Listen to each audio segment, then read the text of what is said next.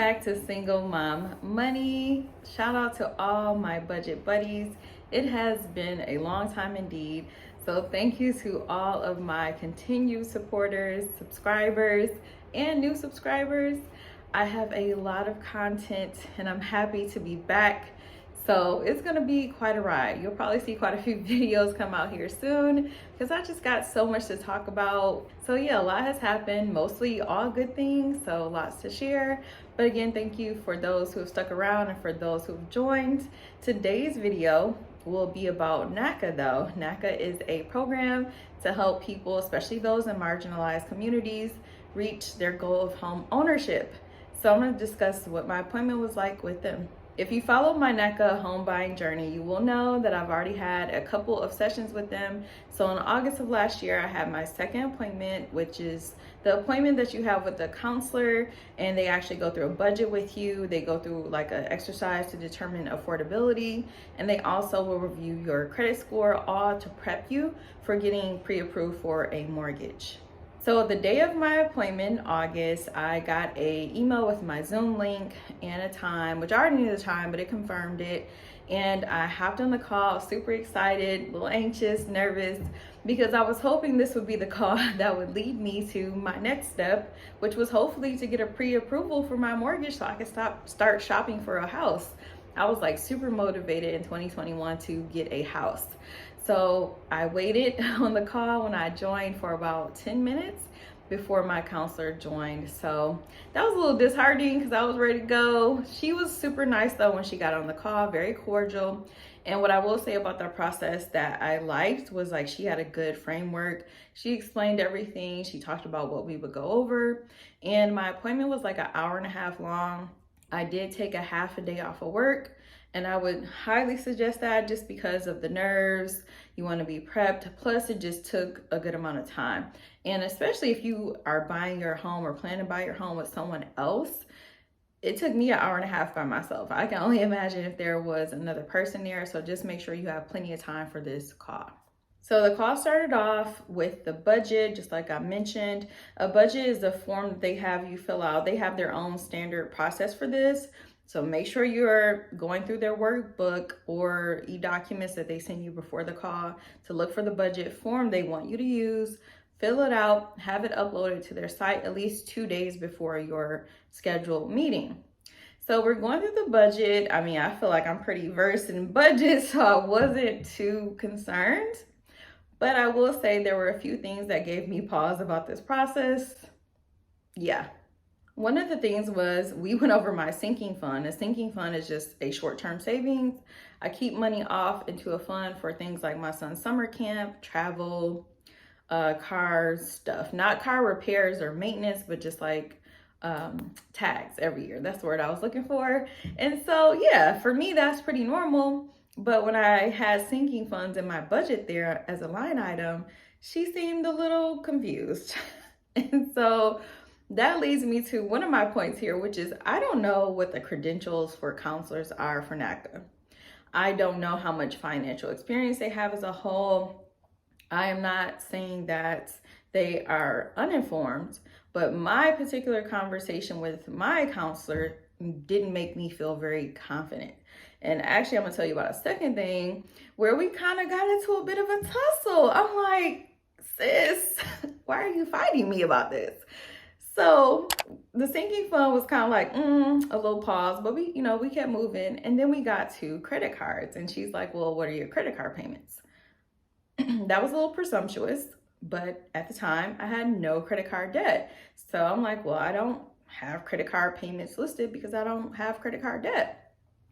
And she got quiet. So I proceeded to tell her that, well, I use my credit cards for points. I get cash back and points on basically every credit card I have. So I use them to pay for like gas, groceries, some of my auto debit bills, which I only have like a few of those. And she's like, okay, well then you need to put a credit card payment down on your budget. I'm confused because why would I? I don't carry a balance month to month, so I don't have a payment. That was like a really easy concept and she didn't get it. So in the end of the budget, she literally forced me to like for groceries. My budget at the time was $300. So I put $300 into the grocery category on my budget. She made me put $150 into groceries and $150 onto the credit card line item on my budget.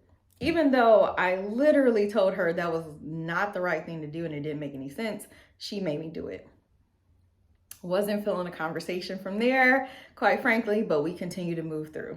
Next up was the worksheet that goes over basically what you can afford. This is one of the things I do like about the NACA process. They look at your entire financial picture, not just like most banks that look at debt versus income. And for most banks, that's where it ends. But NACA does tries to make sure you get into a house you can actually afford. So we're moving through the worksheet. You put into this worksheet like what you want to pay for your mortgage payment every month. Make sure it's something reasonable. Nowadays, you can't really get a mortgage for like $400 or $500 a month. So whatever makes sense for your area. They have you do like some calculations. And essentially at the very end of the worksheet, you determine if you have enough money saved for like closing costs and down payment because they only help you with some of that. They want to make sure you have reserves, which means after your down payment and closing costs, an inspection and appraisal are paid, you still have money left over in your savings. And they also determine in that process, like basically how much of a house you can afford in terms of the total mortgage cost. And so for me, I think they said I qualified for like $260,000 for a mortgage, which was just not true. And also I ended up going to a bank just for a second opinion. I got approved for a whole lot more. Now, again, the bank doesn't take into account the entire picture, but I really felt like the NACA process was like undercutting me a bit. And maybe that's just because they're super conservative. But yeah, if you know how home prices are, there's not a lot you can get for $260 if you can get a house at all for $260,000 anymore, unfortunately. So that left me a little disheartened. Actually, I'm like, oh, $260, that's a little tight. I don't know if that's gonna work for me. So we continue and we move to my credit report. Now, in my credit report, you will see that I had no credit card debt, which is exactly what I told her earlier in our meeting about my budget. And I pointed it out to her and she just kept moving through the credit report like I never said anything. So I don't know if she just didn't trust me, didn't believe me. I almost get the impression that the sort of people NACA deal with normally may not have as much financial experience or go through budgets as often. They may be having a budget for the first time ever with NACA. So I feel like they have a lot of room to play where people don't understand.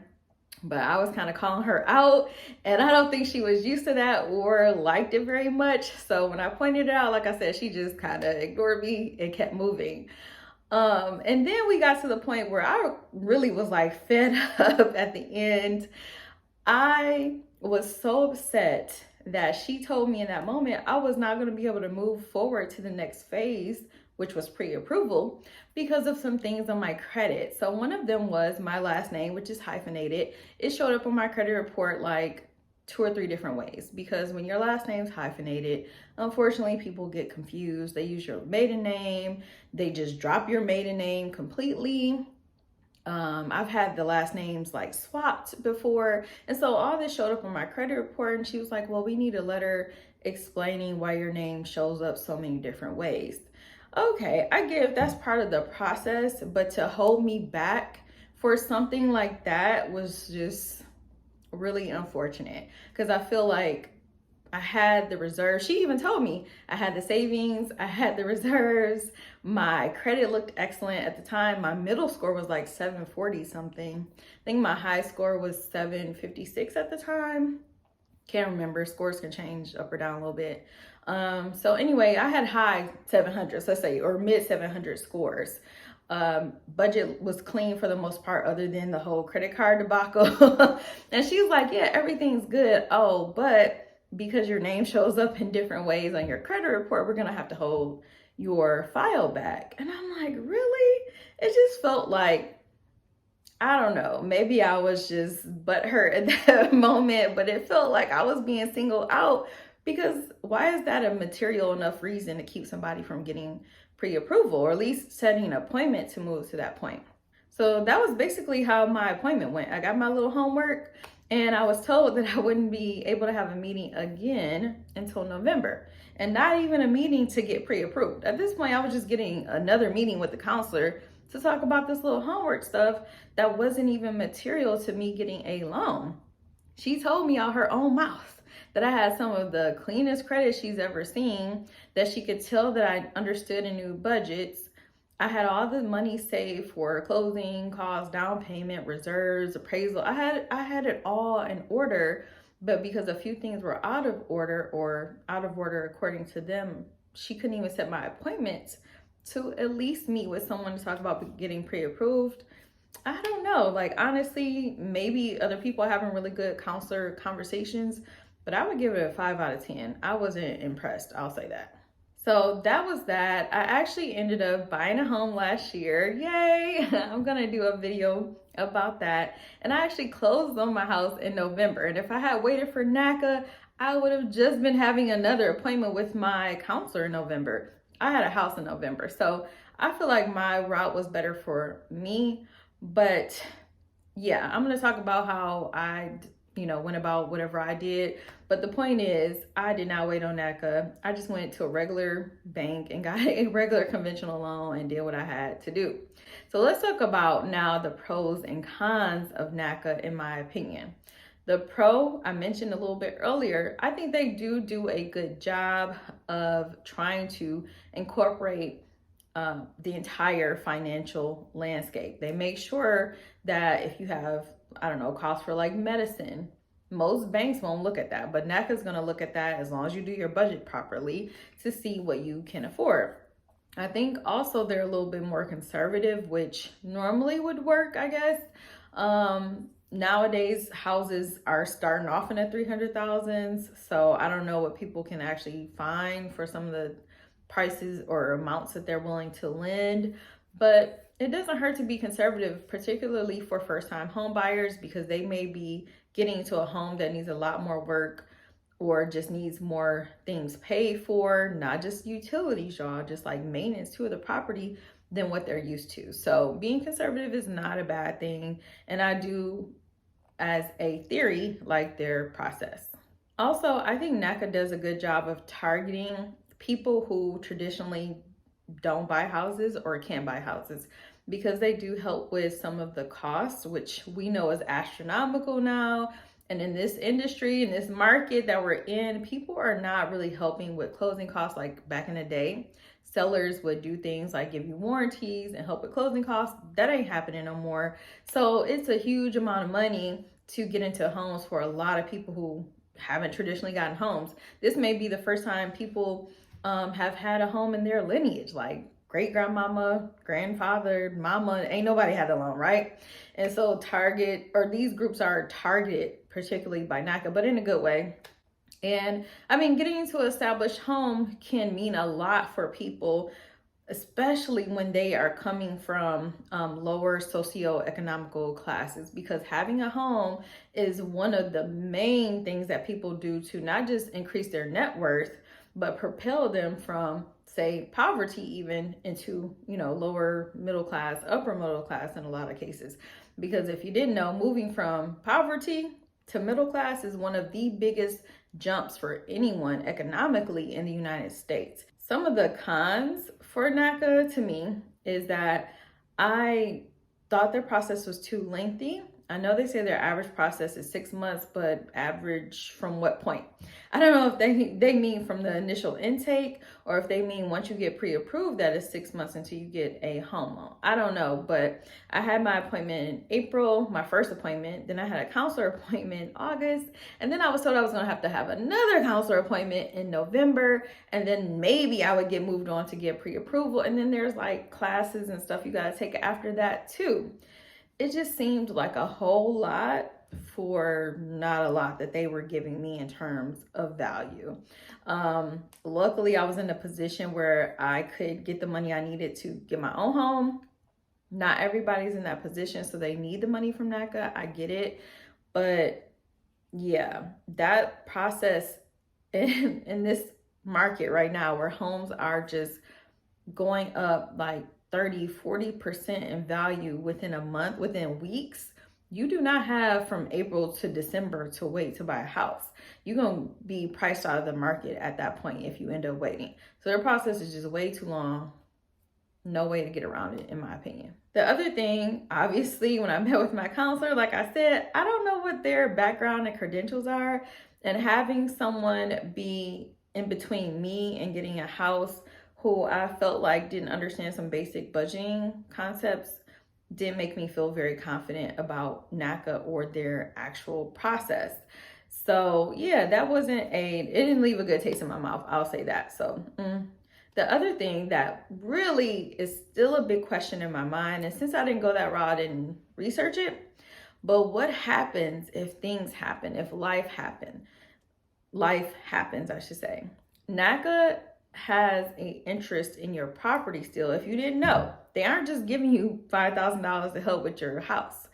Even after you get that loan, they have essentially a lien on your property, which says that you have certain restrictions and stipulations in which you have to work within. So like NACA does not want you renting your house out. They also make you pay, fees every year. You have to volunteer at certain events, which I wasn't against all of that. And I think their fees like $25 a year. So it's not a lot. But when you have a NACA loan, these are things that you have to follow that if you were just a standard home buyer through a regular loan, you wouldn't have to do. Also, I still never got a clear answer from them on what happens if you need to refinance. What if you have to sell your house, a year after you get it? What if that wouldn't be great, but what if you had to, right? What if you wanted to take a home equity loan out on your property?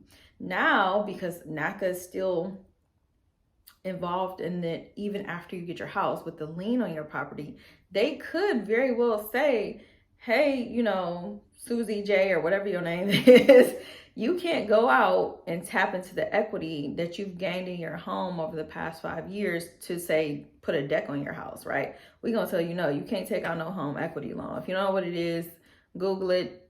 People basically pull equity out of their house before they sell it. Usually to do things like home improvements. Sometimes people use it for medical expenses or, numerous things, but oftentimes for home improvements. It's very common. I don't know if NACA is going to let you do that or not. I know for sure they say you can't rent it. I did ask about refinancing with my counselor, and I was like, well, what if I need to refinance? And she's like, well, don't you plan to be in the house at least 5 years? I'm like, yeah. I mean, that's my plan. Everybody got plans. And then she just moved on to another topic, just like she did earlier in the call. So maybe I just had a counselor, even though she was really nice. I just feel like it was maybe out of her element a little bit.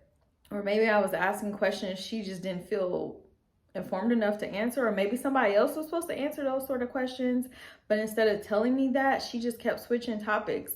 So if you want to use NACA, which I would say is definitely a contender, they probably wouldn't be my first choice, but if you want to use NACA to get your house, by all means. I don't think it's a terrible process, but make sure you are clear on what happens if you need to sell. Their customer service to me wasn't very great.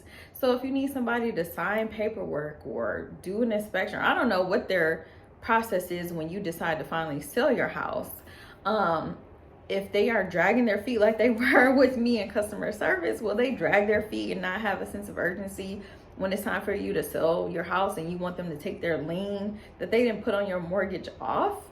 What happens if you refinance and decide to go with a different bank? Maybe you don't want to deal with NACA after you've been there 2 or 3 years. You want to go get a regular conventional loan.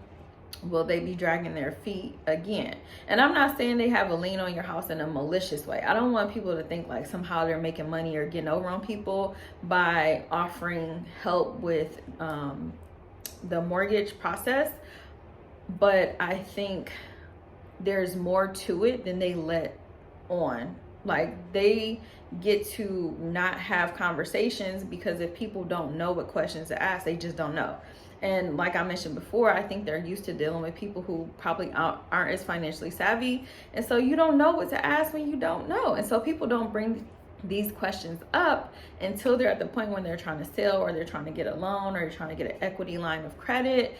and then they can't do it, and now you're stuck because you have a loan type that has all these restrictions on it. And I feel like if people really thoroughly understood some of the restrictions and how this lien will show up on your credit from NACA even after you close on your house, like a lot of people probably wouldn't go in that direction, or they would find a way to do it some other way. And it's not all bad. Some people get in the house and they stay in the house and it's great and they're loving it, and if that happens, then kudos to you.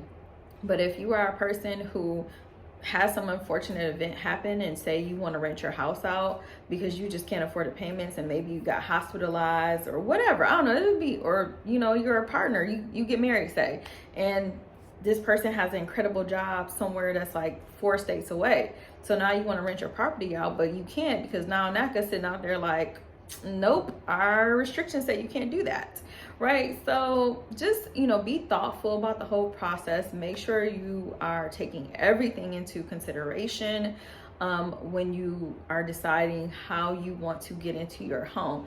Don't rush to get into a home just to be in a worse situation, and make sure you're very clear on what their loan product is and what they're offering and what the restrictions are before you get to signing on anything. Okay, I want y'all to be great budget buddies. So since I didn't go through the full process, I can't tell you what the full process is like. My counseling appointment, like I said, it left a lot to be desired, and I'm gonna just leave it at that. So I hope that you got what you needed out of this video and got some more information. I hope you feel armed and informed to make the best choice and decision for you and for your family, because home ownership can be a great thing for a lot of people. It's not for everybody, but for those who it is for, it can be a good thing. All right, so I want y'all to have a good week. Like I said, I'm gonna have some more videos, so be on the lookout for those, and take care of yourselves. All right, budget buddies, besitos, and it's me signing off.